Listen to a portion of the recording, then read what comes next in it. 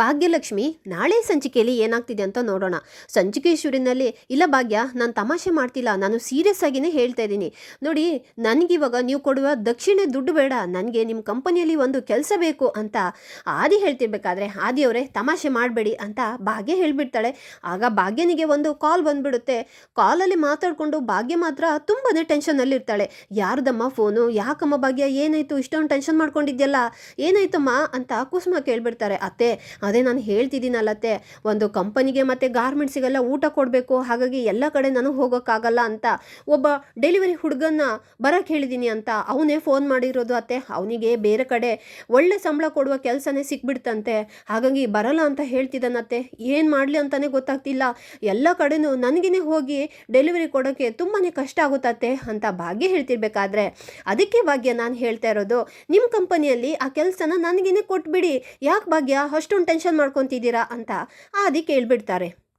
ನೋಡಿ ಆದಿಯವರೇ, ಪ್ರತಿ ಸರಿನೂ ಕೂಡ ತಮಾಷೆ ಮಾಡಬೇಡಿ, ನನಗೆ ತುಂಬಾ ಟೆನ್ಷನ್ ಆಗ್ತಿದೆ ಅಂತ ಭಾಗ್ಯ ಹೇಳ್ತಿರ್ಬೇಕಾದ್ರೆ, ಇಲ್ಲ ಭಾಗ್ಯ, ನಮ್ಮಿಬ್ರು ಪವಿತ್ರವಾದ ಫ್ರೆಂಡ್ಶಿಪ್ ಮೇಲೇ ಆಣೆ ಮಾಡಿ ಹೇಳ್ತಾ ಇದ್ದೀನಿ, ಸೀರಿಯಸ್ ಆಗಿನೇ ನಾನು ಈ ಕೆಲಸ ಕೇಳ್ತಾ ಇದ್ದೀನಿ ಅಂತ ಆದಿ ಹೇಳಿದ ತಕ್ಷಣ, ಆದಿಯವರೇ ಹಾಗಾದರೆ ನಿಮ್ಮ ಆಫೀಸ್ ಕೆಲಸ ಅಂತ ಭಾಗ್ಯ ಹೇಳ್ತಿರ್ಬೇಕಾದ್ರೆ, ನೋಡಿ ಭಾಗ್ಯ, ನಾನಿವಾಗ ಜೀವನದಲ್ಲಿ ಎಲ್ಲದನ್ನು ಕೂಡ ಬಿಟ್ಟು ಝೀರೋದಿಂದನೇ ಹೀರೋ ಆಗಬೇಕು ಅಂತ ಎಲ್ಲದನ್ನು ಕೂಡ ಬಿಟ್ಟು ಬಂದಿದ್ದೀನಿ, ಹಾಗಾಗಿ ನಾನು ನನ್ನ ಜೀವನನ ಸ್ಟಾರ್ಟಿಂಗಿಂದನೇ ಪ್ರಾರಂಭ ಮಾಡಬೇಕು ಅಂತ ಅಂದ್ಕೊಂಡಿದ್ದೀನಿ, ಹಾಗಾಗಿ ಈ ಕೆಲಸದ ಅವಶ್ಯಕತೆ ನನಗೆ ತುಂಬಾ ಇದೆ ಭಾಗ್ಯ ಅಂತ ಆದಿ ಹೇಳ್ತಿರ್ಬೇಕಾದ್ರೆ, ನೋಡಿ ಆದಿಯವರೇ, ನೀವು ಏನು ಹೇಳ್ತಿದ್ದೀರಂತೂ ನನಗಂತೂ ಗೊತ್ತಿಲ್ಲ, ಆದರೆ ನಿಮ್ಮ ಉದ್ದೇಶ ಮಾತ್ರ ಚೆನ್ನಾಗಿದೆ ಅಂತ ನನಗೆ ಅನ್ನಿಸ್ತಾ ಇದೆ, ಹಾಗಾಗಿ ಸರಿ ಆದಿಯವರೇ, ನೀವು ಇಷ್ಟೆಲ್ಲ ಕೇಳ್ಕೊತಿದ್ದೀರಾ ಅಂತಂದ್ರೆ ಮೇಲೆ ಆ ಕೆಲಸನ ನಾನು ನಿಮಗೇನೆ ಕೊಡ್ತೀನಿ.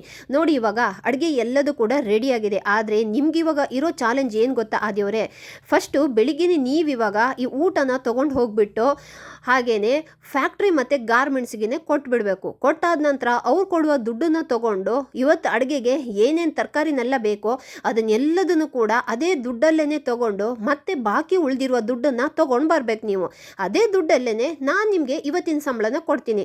ಈ ಚಾಲೆಂಜ್ಗೆ ನಿಮ್ಗೆ ಓಕೆನಾ? ಆದರೆ ಇಷ್ಟೆಲ್ಲ ಕೆಲಸ ಮಾಡೋಕ್ಕೆ ನಿಮಗಿರೋದು ಖಾಲಿ 90 ನಿಮಿಷ ಮಾತ್ರ.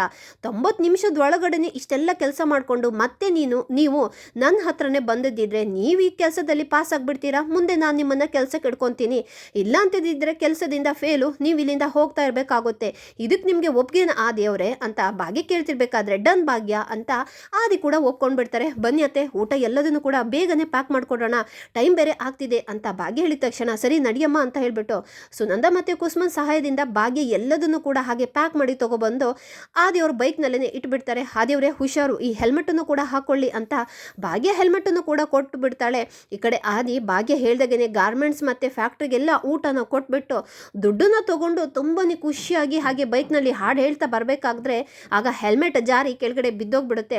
ಹೆಲ್ಮೆಟ್ ಉದ್ರೋಯ್ತಂತ ಈ ಕಡೆ ಹಿಂದ್ಗಡೆ ತಿರುಗಿ ನೋಡ್ತಾ ಮುಂದೆ ಬಂದಿದ್ದ ತಕ್ಷಣ ಟ್ರಾಫಿಕ್ ಪೊಲೀಸ್ ಅಲ್ಲೇನೆ ನಿಂತ್ಕೊಂಡಿರ್ತಾರೆ. ಅವರು ಆ ದಿನ ಬೈಕನ್ನು ಹಾಗೆ ಅಡ್ಡ ಹಾಕಿ ಆ ದಿನ ಹಿಡ್ಕೊಂಡು ಬಿಡ್ತಾರೆ. ಇಲ್ಲಿಗೆ ಈ ಸಂಚಿಕೆ ಮುಕ್ತಾಯವಾಗುತ್ತೆ. Thank you.